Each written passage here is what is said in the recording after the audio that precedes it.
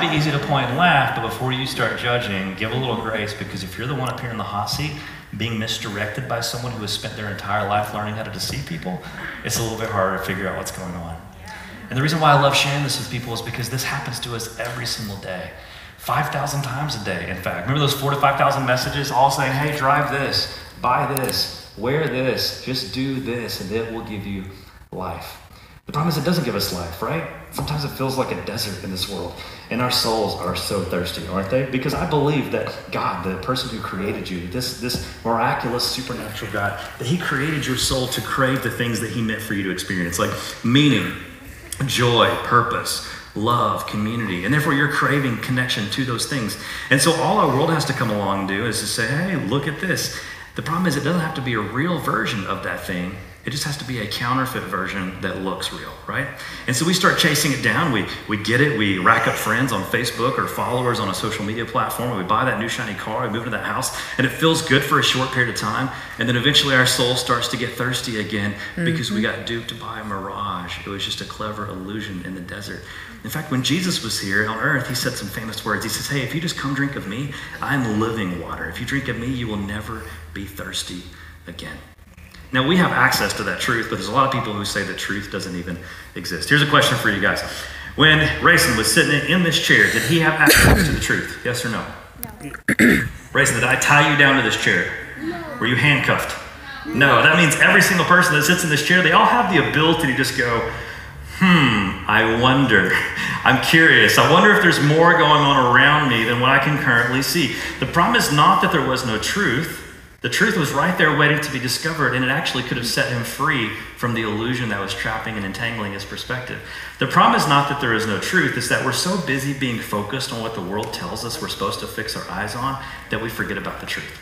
Now, I'm not the first person to ever talk about this. In fact, there's some really famous words in the Bible. A guy named Paul said this. He said, walk by faith, not by sight. Yeah, which is ironic because that's a guy who went blind for 3 days after he came face to face with his creator. So the guy who wrote those words literally had to walk by faith instead of by what he could see.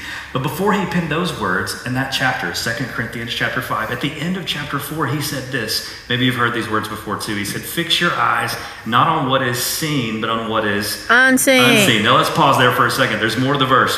For every single trick that I do for you on stage tonight, there's the part that you see, and then there's the unseen part, the secret. If I want to deceive you, then my job is complicated but simple in concept, to simply distract and get your eyes focused on what I want you to see, so that what is unseen remains unseen, so that you don't figure it out. Now, Paul went on to label those two things, what is seen and what is unseen, so that we would understand why we're supposed to fix our eyes on the unseen part. Fix your eyes not on what is seen, but on what is unseen, because what is seen is carnal, but what is unseen is eternal. Guys, it's almost as if even 2,000 years ago, people were getting a little bit too distracted by the things that they could see. And even though there was a real unseen world going on all around us that is spiritual, it's easy to forget about. It's easy for us to not fix our eyes on it because the world is constantly saying, look at this. But what if we're investing a little bit too much of our lives in temporary things? There really is some truth, and it can be trusted. And I really do believe that that truth can set you free. I want to give you a picture of how my life felt when my life was entangled in lies. To do that, I need 2 final volunteers from the audience for the first half of our show. I'm looking for maybe like a father-son duo or a couple of teenage guys, something like that. Where are our volunteers? All right. It doesn't have to be. I could just get 2 gentlemen up here to help out. Let's go with this guy right here in the polo. Yeah, well, you were raising your hands and then seeing bummed that I picked him. Let's go with, there was a gentleman over here that raised his hand earlier. Was it you, sir, right here in the blue? Yeah, come on up. Both of them. All right. Do it. What's your name? Bryson. Very nice to meet you, Bryson. I'm Harris. What's your name, sir? Steve. Do either one of you have any idea what that is? Straight jacket, yeah. This was designed and meant to be worn by the criminally insane. Bryce, you can step out of there. I need one of those. This is designed and meant to be worn by the criminally insane to keep people from harming themselves and other people around them. What we have to figure out now is who is standing on stage that's crazy enough to be strapped inside the straight jacket. The blue! Okay, all right. That's all right. Legally, you guys have nothing to worry about. Legally, I'm not allowed to put anybody inside of a straitjacket. It's kind of a bummer for me, but it has something to do with liability insurance. Apparently, their arms are tangled up. They could trip and fall off the edge of the stage and die or something. I don't know. So That's you're what here on you're stage. like. Obviously, you Like put about me inside a 5 straitjacket. You're going to do that as tight as you possibly can. I mean that. You guys seem like nice guys, but the tighter you put me inside of the jacket, the harder it's going to be for me to get out. The harder it is for me to get out, the more fun it's going to be for all of them to watch me try, and the higher chance that I might fail. For those of you who are wondering, yes, I have failed before. It's very embarrassing. All right, guys, step right up here behind my shoulders. You're going to begin by pulling the straitjacket up over my shoulders and onto my arms, and then you're going to start with those 4 straps back there in the back. Oh, hang on one second. I almost forgot. There will be one point where it'll be really obvious that you could hurt me. When that time comes, please be mature. Please do not hurt me. The rest of the time, you can make it tight. They work just like a little bit. Work together as a team to go faster that way. Get them as tight as they'll go. All right, put that pin in the very last notch. I'll explain to you guys how this works. As you guys can tell, the straitjacket was designed to be worn backwards. That way the person can be put into the jacket against their will, up against a wall or a floor. It's also what made it so hard to get out of, because the straps are back there in the back. The person wearing the jacket can't reach them or see them. Even if you could reach them, they're kind of hard to mess around with because the ends of the sleeves are sewn shut. Everything's reinforced with leather and rivets. That's a type of material that does not stretch or give in any way whatsoever. As soon as I get that down, I'm gonna spin around, give you guys a quick look at the back of the jacket, and then we will continue. How's it going back there, guys? Got those first 4? Yeah? All right. It may not seem too tight yet. I'll give the audience a quick look at your work. It'll be really tight by the time we're done. There's a few more straps. This next strap right here was the 5th strap. It was designed to go between the person's legs. It was buckled back to the back right there to keep the person from being able to pull it up over the top of their heads. This is the part I was talking about. Not so tight. When you guys grab into that strap, do not yank on it fast, okay? You are gonna make it as tight as you go. Make it as tight as you go. Put the pin in the very last pinhole. Yep. Yeah, it's okay, it's okay. It'll go on the last one, okay? Okay. As soon as you got that done, that strap's running vertically. Take the end of that strap, the excess. Tuck it underneath one of the other straps in the back. I want to make sure the end of that strap isn't flopping around where I could get my hand on easily. Last but not least, for the 2 arms, they were crossed over in front of the person's body like this. The 6th and final strap was riveted to the end of the sleeve, ran around the person's body, was buckled to the end of the sleeve on the other side. Guys, there's 2 of you. It's 1 strap. This is where you guys work together as a team. One of you can take the strap, the other one of you can push in my arms and my shoulders. I'll be honest, this is the strap that determines whether it is easy or difficult for me to get out of the straitjacket. You're not gonna hurt me, so put some muscle into it, all right? Yeah, there you go, put some muscle into it. Come on, make it tight. Make it tight. Yeah, it's not tight. Okay, now it's tight. Okay. Woohoo! Should have kept my mouth shut. You might hurt me, actually. It's always guys from Arkansas. Yes. Are you guys satisfied? You should be. It's very tight. Give them both a big round of applause as they go back to their seats. Guys, thanks so much. You may be seated. The straitjacket became famous not after it was implemented and used in asylums, but after it was presented as a challenge to the world-famous escape artist by the name of Houdini. Harry Houdini. The first 2 times he was strapped inside the straitjacket, he didn't hang upside down with a rope, we've seen from those pictures and history books. The first few times he got out, he actually flopped around the ground of a jail cell until he found his freedom. I'm gonna break the rules of magic here tonight. I'm gonna reveal to you the secret of how Houdini got out of the straitjacket for 2 reasons. 1, I think you'll find this a fascinating piece of history, and I'm telling you, 2nd, just in case you ever find yourself in this position someday. You never know. Houdini finally realized that if he dislocated one of his shoulders, it gave him the ability to stretch one of his arms up over the top of his head.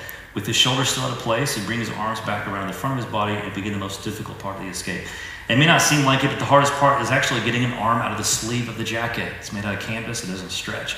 But if you can get an arm out of the sleeve, you could take that arm into the body of the jacket, Houdini could shove his hand out of the top and bottom openings and try to stretch around and reach some of the buckles in the back. If you can get undone or at least loosen 2 or maybe 3 of those back buckles, that was enough slack for him to be able to stretch and pull the jacket up over the top of his head. Obviously, it was incredibly painful, which is exactly why the straitjacket escape itself has pretty much become a part of the history books. Most people have never experienced this, perform live in person. Not many performers do this anymore. Guys like me who do over 100 performances a year some years, I do not do this in every single performance just because of the toll it takes on your body. But I am in the state of Arkansas, and this is the Real Magic Tour. So I will now perform this. Rewind, let me choose my words carefully. It's pretty tight. I will now attempt this for your entertainment pleasure. I have felt before, I hope it works. Are you ready? Yes. That was pretty weak, are you ready? My soul cries out for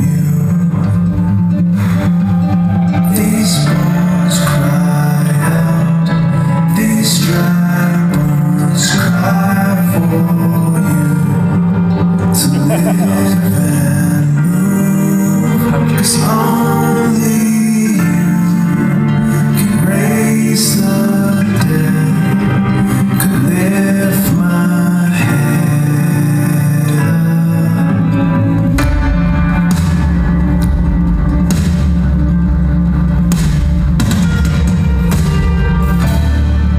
My soul cries out, my soul cries out for you.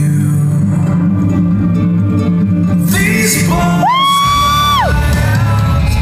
these dry bones cry for you to live.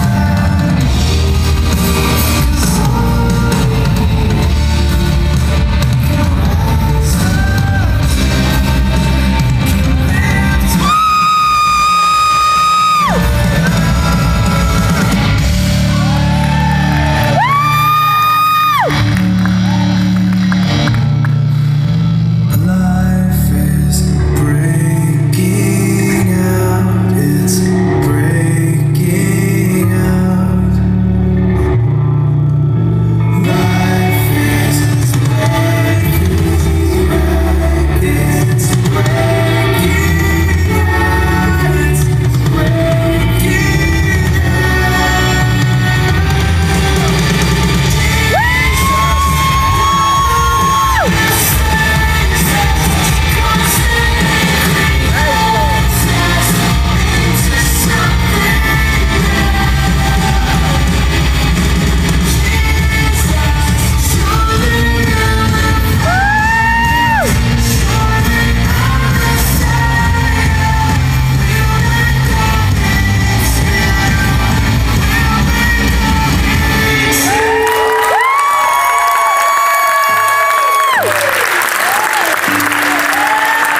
Praise Lord.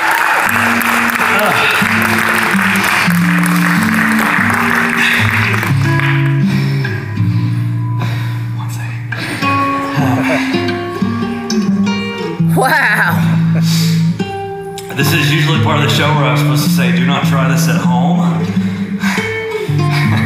Yo, let's be honest. Do you have a straitjacket laying around your house? We probably need to get you on some sort of counseling here at the church. Instead, let me share this thought with you guys. I'm not going to come on.